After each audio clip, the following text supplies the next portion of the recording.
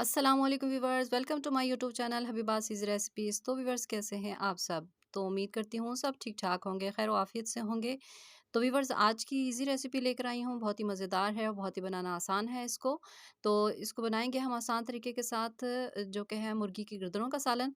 मुर्गी की गर्दनों का सालन जो है वो बहुत ही मज़ेदार बनता है। आप भी बनाइएगा, इसको राइस और रोटी के साथ सर्व कीजिएगा, बहुत ही मज़े की ये ग्रेवी और सालन बनता है इसका। तो बनाना शुरू करते हैं। बिस्मिल्लाहिर्रहमानिर्रहीम।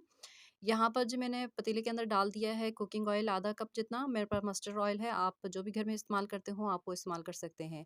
साथ में यहाँ पर ज़ीरा 1 चाय का चम्मच और साथ 7 से 8 अदद जो है वो काली मिर्चों के साबुत काली मिर्चें हैं। तो वो भी मैंने ऑयल के अंदर डाल दी हैं। 1 मिनट इनको फ्राई करने के बाद यहाँ पर मैंने चॉप कटी हुई 3 अदद प्याज़ डाल दी है। तो प्याज़ को मैंने यहाँ पर चॉप कर लिया था। प्याज़ को जो है वो कुछ देर लाइट ब्राउन होने देते हैं। तो उसके बाद जो है हम इसके अंदर बाकी चीज़ें शामिल करेंगे। तो प्याज़ जी यहाँ पर देखें लाइट गोल्डन हो गया है। अब मैं इसके अंदर शामिल करूँगी टमाटर यहाँ पर। बस प्याज़ का कलर जो है वो ज़्यादा डार्क नहीं होना चाहिए। यहाँ पर मैंने डाल दिया है जी चिकन की गर्दनें। ये मेरे पास 1 किलोग्राम थी, इनको मैंने धो लिया था। तो आपको जितनी ज़रूरत हो आप उतनी ले सकते हैं। तो 1 किलो जितनी मेरे पास यहाँ पर गर्दनें हैं। तो इनको प्याज के साथ में डालकर इस तरह से फ्राई कर लूँगी 2 से 3 मिनट के लिए, ताकि गर्दनें जो हैं वो अच्छे से भून जाएँ। तो देखिए गर्दनों को जी तकरीबन 3-4 मिनट हुए हैं। यहाँ पर मैं साथ डाल रही हूँ टमाटर का पेस्ट, जो कि है मेरे पास 3 अदद टमाटर थे और उनका मैंने को बिल्कुल बारीक पेस्ट बना लिया। साथ यहाँ पर मैं डाल रही हूँ लहसुन, अदरक और हरी मिर्चों का पेस्ट। लहसुन, अदरक 1-1 खाने का चम्मच है और 3 अदद मेरे पास हरी मिर्चें थी, उनको भी मैंने साथ ही पीस लिया था। तो आप अपने जायके और टेस्ट के हिसाब से जो है वो मिर्चें कम कर ज़्यादा कर लीजिएगा। क्योंकि हरी मिर्चें हैं, अगर तीखी हैं आपके पास तो आप 1 अदद डाल लीजिए, अगर तीखी नहीं हैं तो आप ज़्यादा भी डाल सकते हैं। तो मेरे पास जो हरी मिर्चें हैं वो इतनी ज़्यादा तीखी नहीं है। तो ये सारी चीज़ें मिक्स करके अब इसे पकने के लिए रखूँगी 3-4 मिनट, ताकि टमाटर अच्छे से गल जाएँ।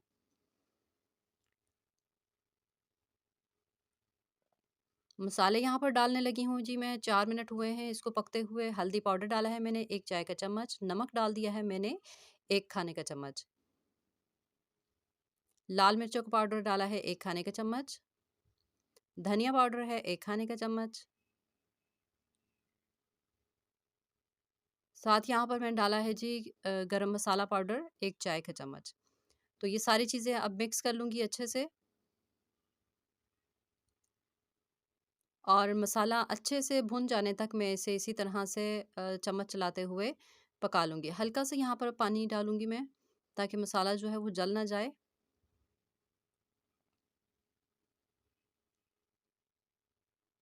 तो इसी तरह चम्मच चलाते हुए मसाले को, टमाटरों को और गर्दनों को अच्छे से मिक्स कर लेंगे और भून लेंगे 3-4 मिनट के लिए, ताकि मसाले जो हैं वो अच्छे से भून जाए, हमारे ऑयल जो है वो सेपरेट होने लग जाए।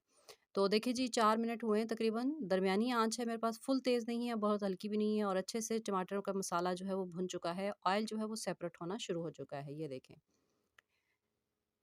अब यहाँ पर मैं गर्दनों को गलाने के लिए पानी शामिल कर रही हूँ। 2 गिलास जितना मैंने पानी यहाँ पर शामिल किया है।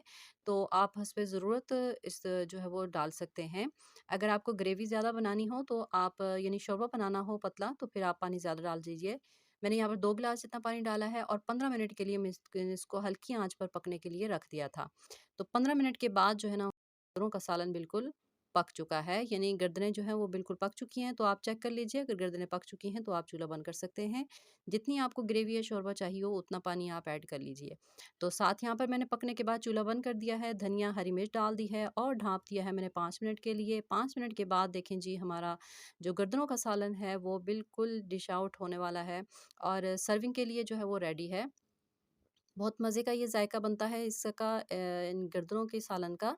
तो आप भी ट्राई कीजिएगा। अगर आपको पसंद आए तो प्लीज़ मेरी रेसिपी को लाइक कर दीजिएगा, मेरे चैनल को सब्सक्राइब कीजिएगा। अगर मेरे चैनल पर नए हैं तो बेल आइकन ज़रूर दबाइएगा, ताकि मेरे आने वाली वीडियोज़ जो हैं वो आप तक पहुँचती रहें। तो धनिया डाल दिया है मैंने इसके ऊपर जी, और आप इसको सर्व कर सकते हैं रोटी और उबले हुए चावलों के साथ। बहुत ही मज़े की ये डिश तैयार हुई है। दुआ में याद रखिएगा, नई रेसिपी लेकर हाज़िर होती हूँ। अल्लाह हाफ़िज़।